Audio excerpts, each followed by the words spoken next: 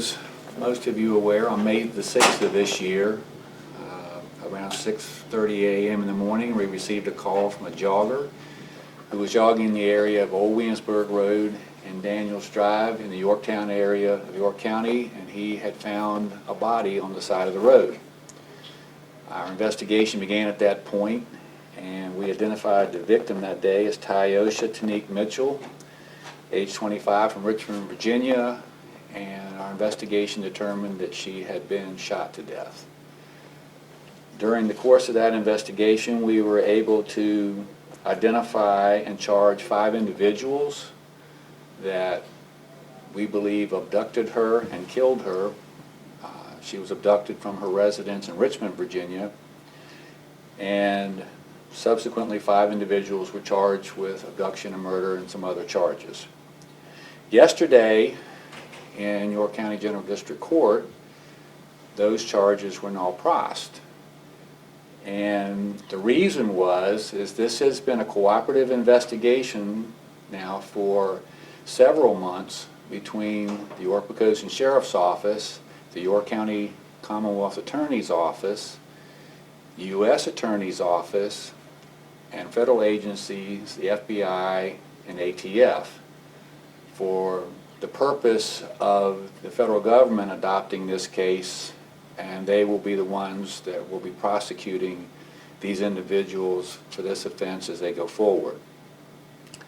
Now, as of today, 2 of those individuals, Tyosha Tanique Mitchell and Acacia Jackson, have both been charged on federal indictments with kidnapping resulting in death, federal offenses.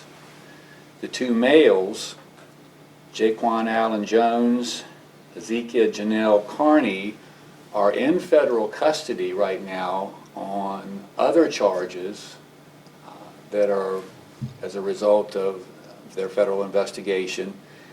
And any further development on that as to when they may be charged or what other charges are going to be forthcoming, you would have to contact the U.S. Attorney's Office for more information. And the last individual, Janika Langley, is going back to Richmond, where she will be serving time for a homicide that she was convicted of in 2020. So she will be going back to jail as well.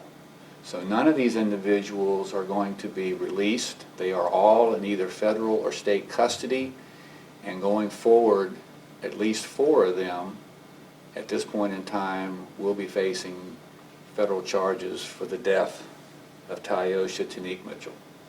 Yes, they were charged based on the RICO Act that gives the federal government jurisdiction in this. Anytime that 2 state or federal cases are performed in the furtherance of gang-related activity, that's a violation of the federal RICO Act, and that's what this is based upon.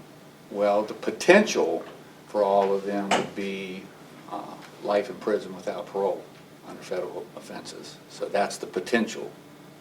We've known for some time, like I said, this has been a cooperative investigation between the agencies that I talked about for quite some time.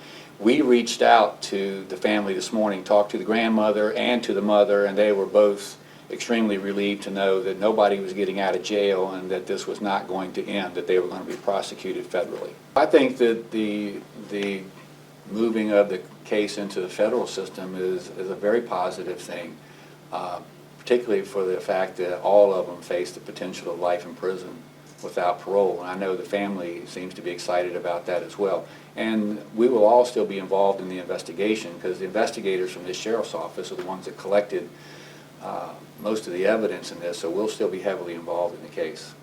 Well, I think you saw recently there was another conviction over in Hampton Roads in the federal system that's very similar, where a woman was shot and severely injured and left for dead, and they just convicted 10 individuals over there. So I would say yes, that shows the level of the gang activity that's in the Hampton Roads area, and I think that these arrests and convictions will put a huge dent in that gang activity.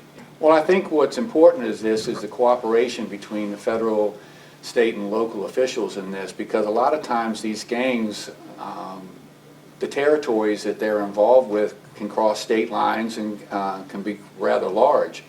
So putting together all of our resources like that makes for a much more successful prosecution, and I think it makes the community safer. Well, I think that by doing this today, we're relieving some of the concern in the local community. When they saw the news release yesterday, I believe the immediate response was fear that this case was not going to be prosecuted. And I want everyone to know that that was never the case, that this has been, again, a cooperative, ongoing investigation between the federal and local agencies, and they are going to be prosecuted to the fullest extent of the law. Well, I can tell you this, I said this early on before, I want the word to be that if you come to York County, Virginia and commit this kind of crime, you're going to be arrested and you're going to be prosecuted.